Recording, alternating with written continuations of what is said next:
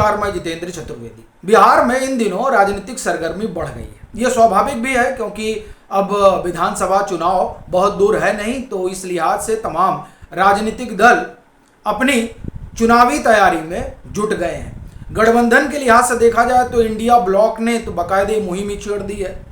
राहुल गांधी, तेजस्वी यादव और जो तमाम सहयोगी हैं इंडिया ब्लॉक के, वो बिहार में वोट अधिकार यात्रा निकाले हुए हैं। उसका 12 दिन हो ही चुका है। इधर एनडीए ने भी कमर कस ली है और प्रधानमंत्री यूं तो पिछले अगर आप देखें तो 6-7 महीने में उनकी 6 से 7 बिहार यात्रा हो चुकी है। और ये यात्रा जो है वो अलग अलग रीजन का मतलब अलग अलग क्षेत्र में हुई है। ये नहीं है कि जो है पीएम किसी एक क्षेत्र में गए हो। 5 क्षेत्रों में बिहार को बांटा जाता है और हर उस क्षेत्र में पीएम ने अपना दौरा किया है, सभाएं की हैं, जहां माना जाता है कि जो एनडीए है वो कमजोर है। जैसे आप देखिए मगध वाला इलाका अभी पीएम गए हुए थे, शाहबाद वाला इलाका, मुंगेर वाला इलाका। अगर आप इन तीनों इलाकों को जोड़ लें तो तकरीबन 70 विधानसभा सीटें आती हैं। शाहबाद, मगध और मुंगेर वाले इलाके को अगर आप कंबाइन करें, पीएम इन तीनों जगह जा चुके हैं। फिर आप अगर जाएं ये मधुबनी यानी मिथिला वाला इलाका, तो अगर आप ये देखें कि क्षेत्र वाइज तो पीएम ने कुछ छोड़ा नहीं है। और पीएम हम कहें कि एनडीए इस लिहाज से काम कर रही है। और ये जो चुनाव है बिहार का, वो आप अगर गौर करें तो पाएंगे कि पूरा प्रधानमंत्री नरेंद्र मोदी ही इसमें फ्रंट पर है, साथ में उनके नीतीश कुमार है। तो इस लिहाज से एनडीए भी अपनी तैयारी कर रही है। पीछे भी एनडीए की बैठक भी हुई है। अभी इन जो ये तमाम हलचल है, सरगर्मी है, उसमें एक खबर आ रही है इस बात को लेकर कि एनडीए में सीट शेयरिंग वाला मामला जो है वो तकरीबन फाइनल हो चुका है। खबर यह है कि जदयू सबसे ज्यादा सीट पर लड़ेगी, उसके बाद भाजपा दूसरे नंबर पर, फिर लोक जनशक्ति पार्टी और उसके बाद में हम यानी माझी की पार्टी और फिर राष्ट्रीय लोक समता पार्टी यानी उपेंद्र कुशवाहा वाली। अब इसमें जो सीटें बताई जा रही हैं वो मैं आपको एक एक करके बताता हूं, फिर आगे इस पर हम लोग थोड़ा चर्चा करते हैं कि किस तरह का राजनीतिक परिदृश्य दिखाई दे रहा है इस सीट बंटवारे को लेकर। 102 सीटों पर जदयू लड़ेगी, जो चर्चा है, अभी इसकी घोषणा नहीं हुई लेकिन इस तरह की बात हो रही है। 101 सीट पर जो है वो बीजेपी लड़ेगी। लोक जनशक्ति पार्टी रामविलास 20 सीटें इनको मिल रही हैं। हम यानी माझी को 10 और राष्ट्रीय लोक समता पार्टी को 10 यानी उपेंद्र कुशवाहा को। तो ये जो है पूरा बंटवारा हुआ है सीटों का। अब इसमें कौन कहां लड़ेगा अभी इस बाबत कोई सूचना नहीं है, लेकिन एक मोटा खाका निकल कर आ रहा है कि इस तरह से बंटवारा होना। अभी पीछे देखिए नीतीश कुमार दिल्ली गए हुए भी थे और वहां इस बाबत बैठक भी हुई और ये माना जा रहा था कि जदयू जो है वो पहले भी ज़्यादा सीटों पर लड़ती रही है, तो इस लिहाज से वो ज़्यादा सीटों पर लड़ेगी, क्योंकि उसका अपना ये था कि हमें आप सीटें दे दीजिए, उसके बाद में आपकी जो आपके कोटे की जो सीटें हैं उन सीटों से आपके और जो गठबंधन के सहयोगी हैं उनको अकोमोडेट करिए। इस तरह की चर्चा चल रही थी। लेकिन अब जो आप एक तरह से कहें कि खबर आ रही है, उस खबर के लिहाज से भी है कि सबसे ज्यादा सीटों पर जदयू चुनाव लड़ रही है। अब अगला प्रश्न यह है कि आप देखिए कि यहां तो सीट का बंटवारा हो गया एनडीए में, तकरीबन जो खबर है, कहा जा रहा है कि कुछ दिनों में प्रेस कॉन्फ्रेंस होगी और ये साफ हो जाएगा। वैसे भी नीतीश कुमार जब गए हुए थे और बैठक हुई, आप देखिए फिर जो लोग आए, पटना पहुंचे, बैठकों का दौर चला, उन बैठकों की तस्वीरें भी आई, उन तस्वीरों को लेकर कई तरह की बातें हुई, लेकिन वो एक अलग देखिए सोशल मीडिया का मसला है, तो अपने भाव के लिहाज से चीज़ें कही जाती है, लेकिन हम उस पर नहीं जा रहे। हमारा ये कहना है कि यहाँ देखिए सीटों का बंटवारा हो गया। इंडिया ब्लॉक का क्या होगा? इंडिया ब्लॉक में सीटों के बंटवारों की रसाकसी है। और उसका सबसे बड़ा प्रमाण यह है कि कांग्रेस अभी तक तेजस्वी यादव को महागठबंधन का चेहरा घोषित नहीं कर रही है।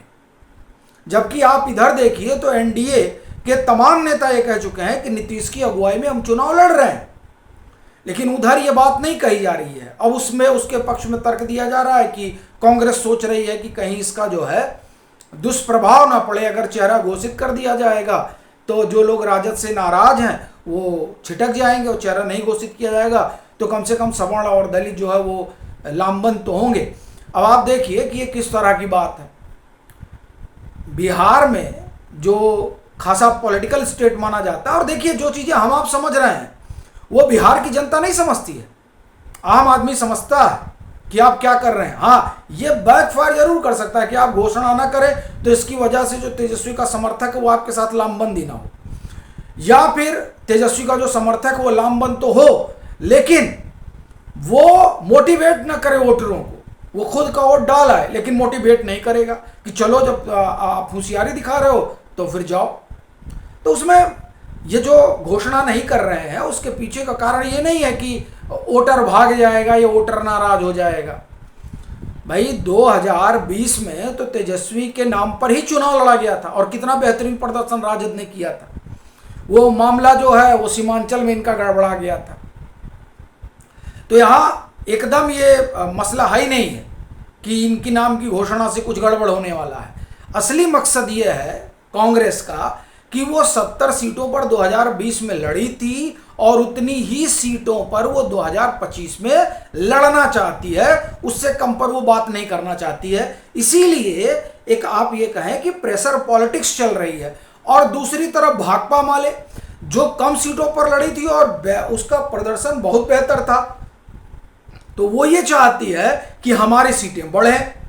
और राजद के भी जहन में उस समय ये बात आई थी कि भाई भाकपा माले को अगर ज़्यादा सीटें दी गई होती तो मामला एकदम अलग किस्म का होता। तो खैर अब जो भी हो, लेकिन वहाँ सीटों के बंटवारे को लेकर अभी कोई स्थिति साफ नहीं हुई है, लेकिन एनडीए को लेकर खबरें आ रही हैं जो ये बता रही हैं कि यहाँ बंटवारा हुआ है। अच्छा, एक चीज़ और जो आप ये कहें कि कहा जा रहा है कि साहब वो बिहार में क्या परिस्थितियाँ बनेंगी।